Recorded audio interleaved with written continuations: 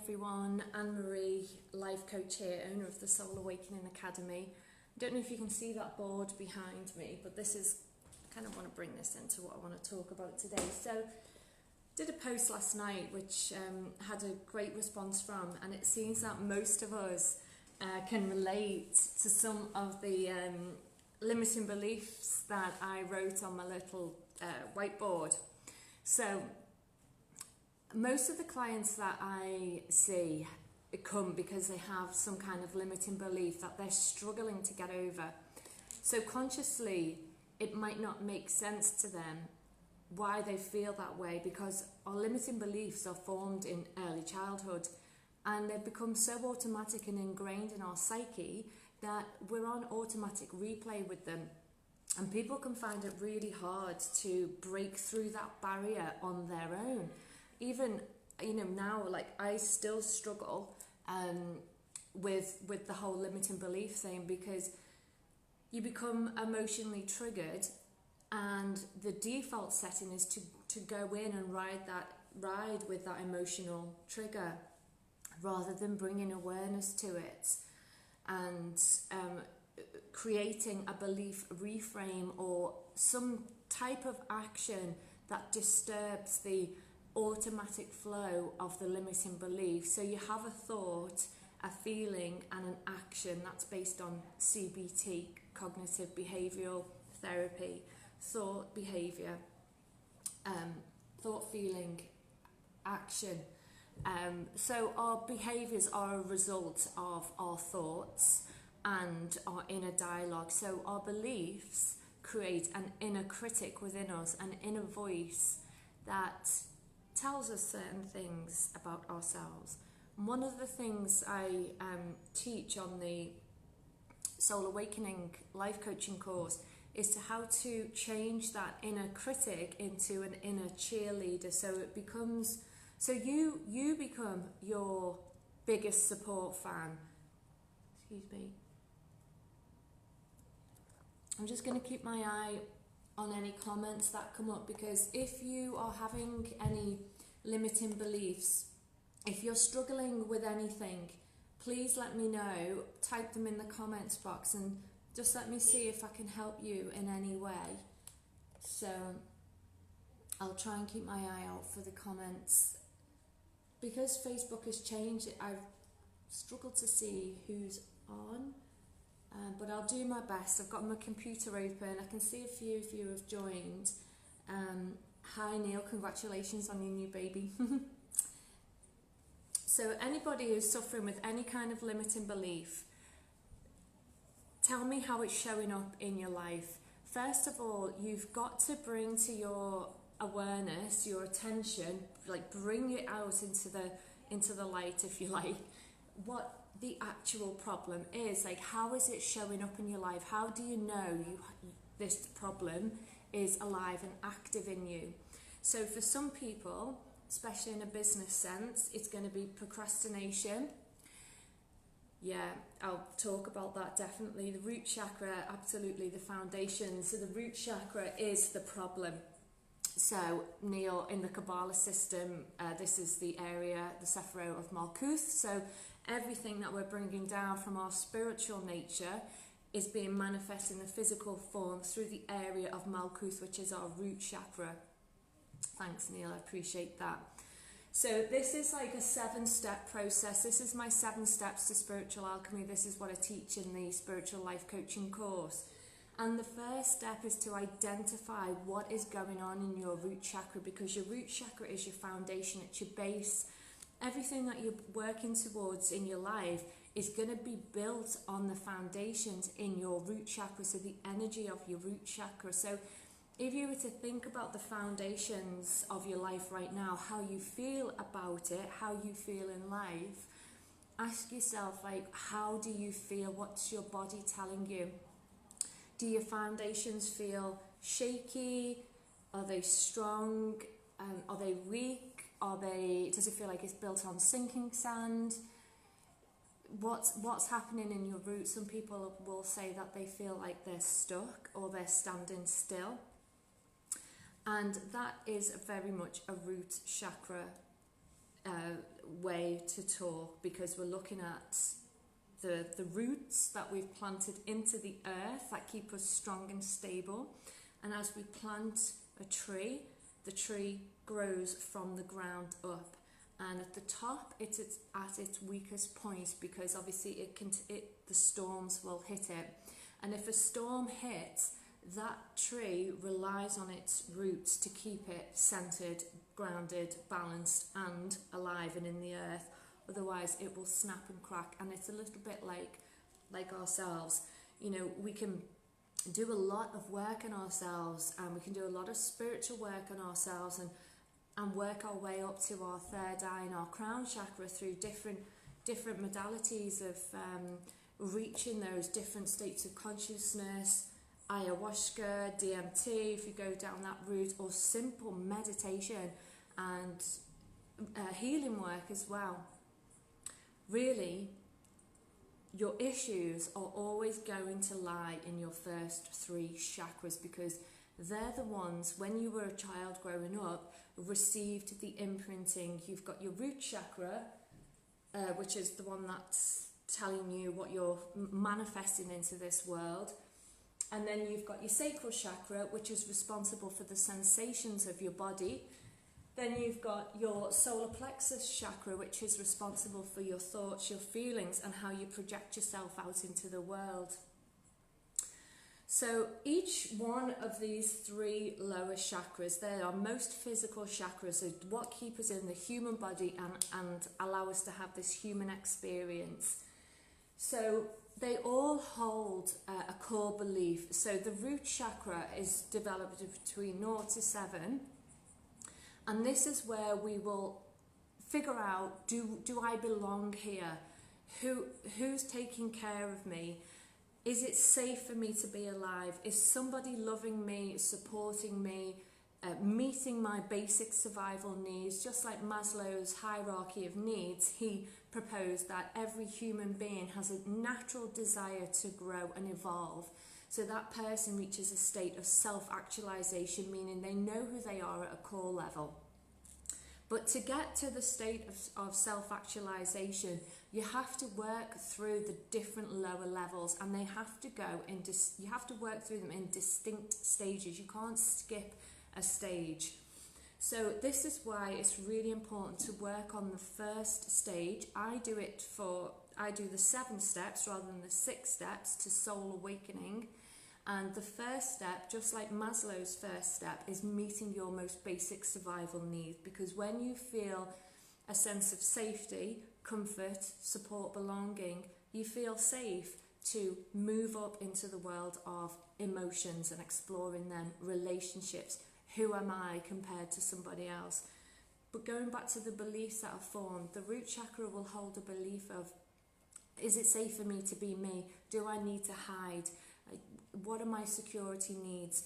And your nervous system can be switched on. We've got the fight or the flight, parasympathetic and sympathetic nervous system that governs, is really addressed in the root chakra, because it looks after your adrenal systems, your cortisol, your fight or flight. Is it safe? Am I safe? Are other people safe? And although you might not experience that now, a lot of people out there are living up through a low level of anxiety. Now, it could be due to early experiences, or it could be more to do with the stress that we face as adults in this world, trying to survive and keep our shit together, basically. But if you have had experiences, especially between the ages of 0 to 7, where the world and the people around you did not meet your security needs, and it could even be as simple as you moved home a lot, or a significant parent wasn't there for you enough. And these can instill beliefs in us that I don't belong here, it's not safe, I'm not good enough. We take that energy then up into the sacral chakra, which governs our relationships, which governs our emotions, thanks Neil, which governs our sexuality, our creativity, our inner child, our sense of play, joy, abundance. It's for a female, it really is the seat of our deep wisdom. It's our creative center. For me, I know this sacral chakra really has been very much unbalanced, especially through my younger years. Very, very protective and closed down. A lot of body shame, intimacy issues, problems with self-expression. This is all a sacral chakra unbalanced energy, and these can hold the beliefs of I'm not worthy, definitely around kind of self-worth, because what we're doing in the sacral chakra is we're looking outside to see ourselves reflected back in the eyes of other people. And if that reflection back is disapproving of you for whatever reason, then you're going to internalize that and form a belief around self-worth or lack of self-worth. This chakra is developed between the ages of 7 to 14. So this is when our puberty is happening, our rebellious stage might be kicking in, our first crush stage might be kicking in as well. So everything around here is about the messages you received about yourself. It can be messages around your body, your weight. A lot of us, when we're growing up, we have a lot of, our weight fluctuates, doesn't it? My weight fluctuated when I was a child, but the messages I received about that were extremely damaging to me, as I'm sure quite a few people have experienced as well.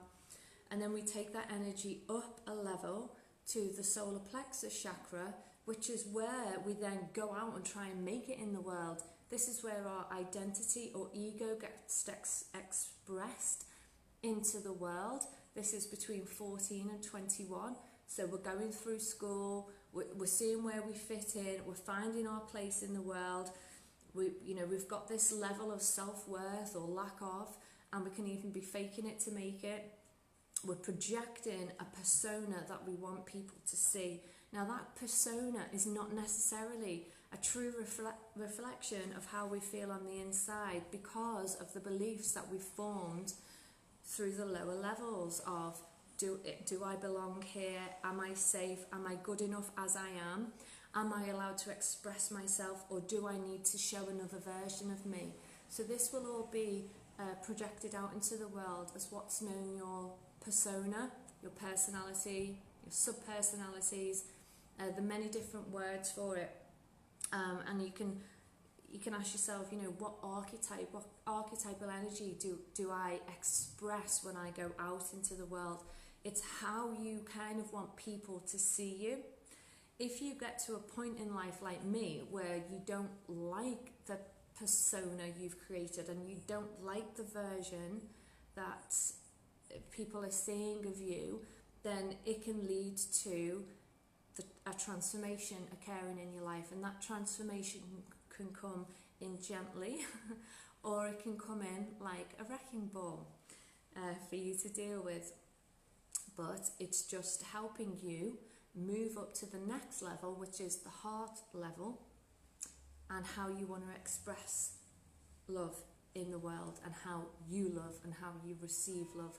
And let's face it, most of us, even though the goals and the success that we go for come from the solar plexus chakra, when we dig deep on a person's goals, what they are really trying to achieve is an emotional driven goal, an intrinsic driven goal, one that when you meet that end goal is going to give you some emotional feeling of love, worthiness, belonging, freedom, satisfaction.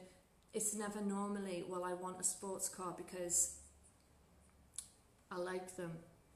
It's I want a sports car because I'm going to look good.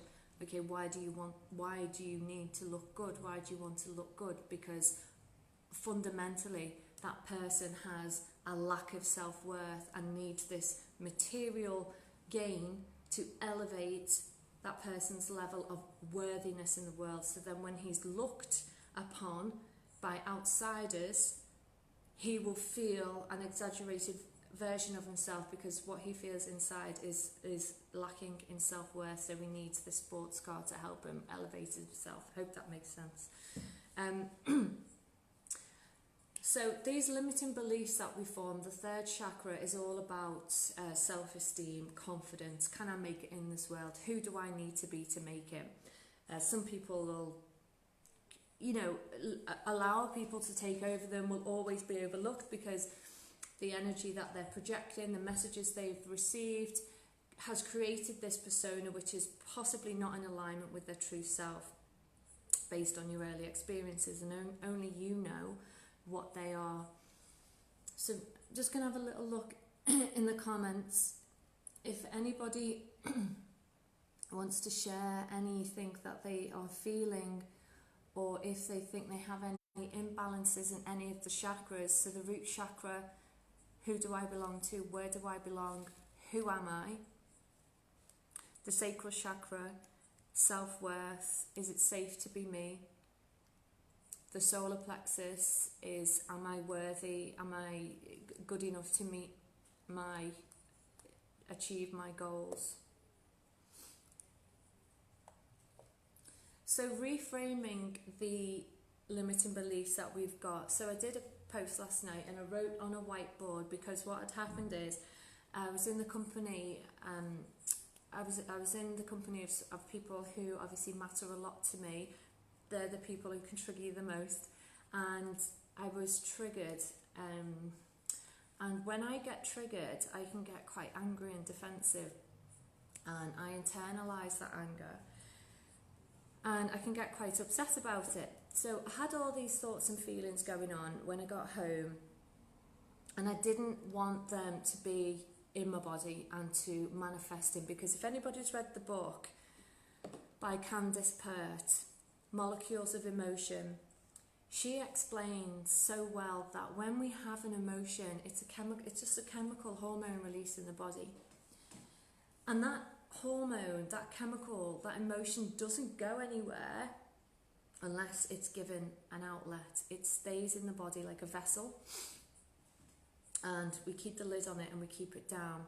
Well, that just gets stored in your body. So if you see people who have stomach aches, constant stomach aches, IBS even, back aches, neck aches, headaches, leg aches, ankle aches, knee aches, any ache and pain that you feel in your body. People get skin rashes when they get stressed. It's the suppressed emotions in your body that you haven't given an avenue for expression to. So I took my whiteboard, I wrote down all the feelings that I felt inside, all the beliefs that it caused me to feel about myself. And on the other side, I wrote, because you have to question your thoughts, your brain will lie to you.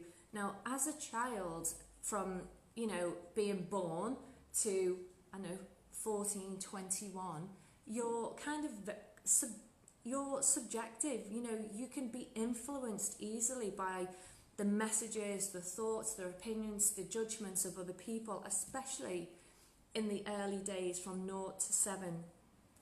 You're in a theta brainwave state where your imagination is wide open and you're like a sponge. You don't consciously know what's going on in your environment, but your subconscious, which is your data bank of all the information, contains every experience that you've ever had that's happened around you or to you. Okay, you don't remember what they are because your head would explode, but your subconscious mind remembers everything. It's stored in your nervous system. So every thought, feeling, event, whether it happened directly or indirectly to you, is stored in your body. So to get rid of these limiting beliefs, you have to, first of all, write down what they are. How are you feeling? When you get emotionally triggered, what do you feel inside? Question your mind because it's lying to you. You need to look for the supporting evidence of whether this belief is actually true. Now, in NLP, there's a model called the map of the world. Everybody's got a different map of the world based on their experiences. So we create reality based on our experiences, which form our beliefs, which shape our worldview. Our brain and bodies are getting bombarded by so much information all the time, every millisecond of a day. We cannot make sense of all this information. We'd go into overdrive and implode. We have to filter down the information and only absorb and become aware of what is important to us. And the only things that are important to us are our belief systems, because we have to keep our belief systems in place, because if we don't keep our belief systems in place, we have to rewrite a whole new us. Now that's what we want to do in the case of limiting beliefs. We want to rewrite a whole new us, because the one that we are right now is living a life based on these limited beliefs about ourselves. And if you want to move from a life that is limited to a life that is limitless, checking I haven't froze. If you want to move from a life that's limited to live a life that is limitless, you need to create a brand new you. And it's not easy, but it's definitely doable. You've got to be consciously aware of everything that you're feeling when you know you're being emotionally triggered, and you have to install a new belief system and take action on the new belief system. To do anything new, there's a certain amount of hours, there's a certain amount of practice that you need to put in. Driving a car, riding a bike, tying your shoes when you were a kid, you didn't just do it once and master it. You have to do it over and over and over and over again. So for me, I had these limiting beliefs, and then on the opposite side, I had all the ways that they are not true. And the proof is in the pudding. So am I a bad person? No, I'm a good person because of X, Y, and Z. Am I da-da-da-da? No, I'm not, because I'm da-da-da-da. You know, and to counteract these limiting beliefs, to empowering truths about yourself, then take inspired action on it. And by that, I mean, it might come to you that you're holding yourself back in a certain area of your life. And when you bring these beliefs out into the light, and you write down the new positive belief, the new empowering statement, you might realize what action, it might give you the motivation to take inspired action on something that you want to do but have been holding yourself back so far.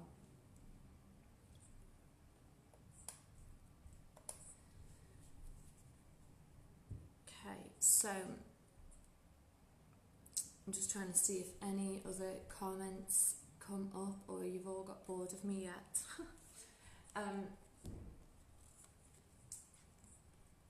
If you're not sure what your limiting beliefs are, you have to tune into your body. You have to acknowledge the bodily sensations you get, because it could be that you've learned to suppress how you feel. So when you get triggered, okay, I'll tell you this before I forget. So I was driving here today, and I've kept my little vision board up, and I'm reading all the positive affirmations, and we're going to do that for at least a week, if not 2 weeks. And I've put some empowering words on there. When I was driving here today, I went back into the conversation that I'd had, which triggered me the previous day. And it brought up frustration again, and it brought some tears to my eyes because I was frustrated. And I thought to myself, right, what is important about this to me? What's more important? If I can't make that person change their belief about that situation, so it's no point me going down the avenue of having a conversation with them and trying to change their map of the world, their version of reality to fit mine so I feel better. So the problem lies with me, okay? The problem doesn't lie with them. It lies in me because I'm feeling it. It's my problem to own, which means that I can do something about it. if I rely on that other person and wait for that other person to help me feel better, then that is never going to happen for me. So it's about taking ownership and realizing, unless you can change that person's belief system with a conversation or an explanation or whatever you feel, if that's not going to happen, then you have to deal with this yourself. So it brought up the frustration, it brought up the tears, and it brought up the realization that I have to deal with this myself. I can't change that person to fit my belief system, and it might just make me feel worse and them feel worse about the whole situation. So what's important to me? Whose truth is important to me? Is it their truth or is it my truth? My truth is important to me more than anyone's. Yet we work so hard to try and convince people to look for these confirmations and affirmations of worthiness and acceptance and self-validation. When we don't get them from certain people, then we can basically feel like utter shit and lack self-worth, and there lies your limiting belief. There lies the biggest boulder for me, for you, to get over to achieve our dreams. So what do? Do we try and push that boulder away, or do we create more boulders because we're not taking ownership? Or do we take ownership and the problem lies with me, and you have the power then to do something about that? And you know what? It's as simple as letting it go. I know that sounds far too easy, and you have to keep trying it because it'll want to come back, it'll want to boomerang back because of the anger and the frustration and whatever's attached to it. But you simply have to let that feeling go, that feeling of trying to convince that person that it wasn't you, it's them. Are they not taking any responsibility? Why can't they see that they caused that, etc, etc, etc. I'm not a bad person, da da da da da da da, all that kind of angst that goes on, wanting to convince the person, so then they go, no, you're amazing, it was me all along, I'm so sorry, oh my goodness me. And then your life can go on and be jolly. Okay, that's not, maybe it's not what's going to happen for everybody. So you have to then recognize those feelings. Whose truth is important? Is it more important for you to keep hold of this shit, or is it more important for you to move on with your life and get over this limiting belief? And if you feel it's more important for you to move on, then you have to let this go and realize that your belief system of you is more important than anybody else's. And until you can fully embody that, then there's a likelihood that you're going to be trapped by your mind and your belief system. You have to start to be the thing, the opposite of the thing it's made you feel. You have to start being, feeling worthy just for being who you are, not being something else that this person led you to believe you weren't in the first place. You have to take ownership of the person that you've become today. Yeah, it's good when you can bring awareness to your limiting beliefs. You know, for me, it was definitely all around self-worth, identity. And the way that it affects me is I can probably be a bit too perfectionist, where I'll go over and over and over the same piece of work because I always felt like whatever I did was not good enough. So I cause a lot of my own problems in my business, and a lot of my energy will get wasted on revisiting work when it's probably good the first or the third time, not the 30th time.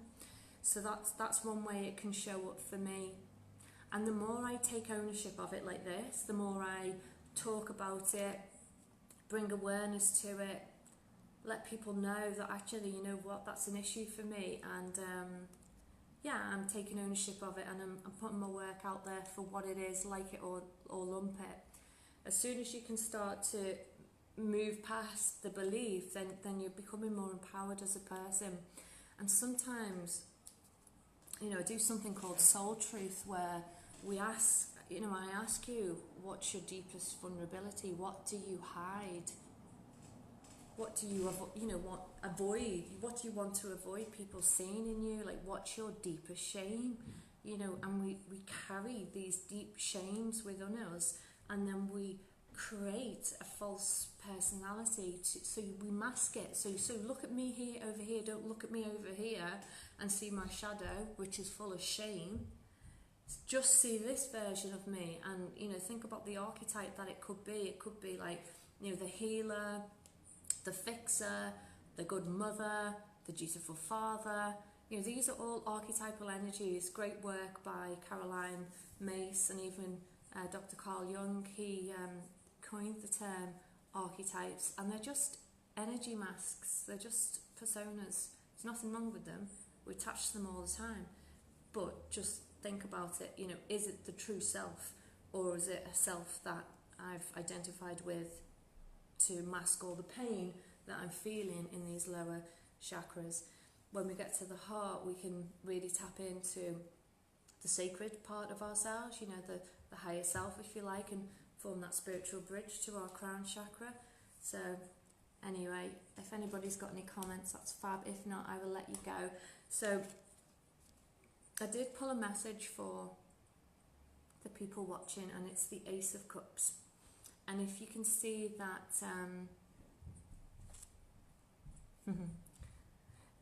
if you can see that she's surrounded by water, so this reminds me of the sacral chakra, the cup, the vessel, you know, the female kind of part of us, the one that receives, and this is about emotions. This is very much a sacral chakra card for me, because it's about overflowing with love, filling yourself up with the right levels of emotions, and really receiving from your higher self all the emotional abundance that is your birthright, really. The only way to, sounds really cliche, but the only way to help yourself when you are trapped in a cycle of pain and mind fuckery is to step into the vibration of love, because you're like Teflon. And I'm not saying, you know, don't deal with your stuff and walk around in a state of bliss when really you're just pushing this stuff away. Deal with the stuff, let it come up, find a healthy avenue for it. Ask your thoughts for the truth about you, okay? Because your brain's lying to you when it tells you the bad stuff. Look for the truth, write the truth down about yourself, get some positive affirmations that you can live by every day. Take the inspired action you need to make those affirmations your truth. And when the horrible, icky thing comes back, like I said it will, with the 5 senses in the sacral chakra, it'll try and boomerang back to you, because it's a record on a loop at the minute, and you have to rewrite a new version of you, but that record's still going to try and play. So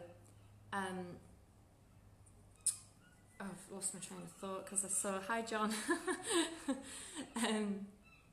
Yeah, so this record's going to play and play and play, so you have to realise that you have to keep on thinking these new empowered thoughts. Now EFT really helps as well, but I'll do another thing on that, because the EFT takes us into really reframing and installing a new program. But the heart chakra, yeah, if you can open your heart and step into a place of love, right? You're like Teflon. None of the bad stuff will stick to you, okay? Just try it, even if it's just for half an hour. Just step into a place of love, because where the heart chakra lives, forgiveness lives, gratitude lives, compassion lives, self-love lives as well. So when you embrace that and open up that chakra, you are literally like Teflon. And it really, really does help. If there's no other way out of your thinking, and you literally get to a point where you just want to throttle the other person for making you feel this way, step into the vibration of love, center yourself and balance yourself. So I hope that helps, guys. I'll let you all go now and take care. See you soon.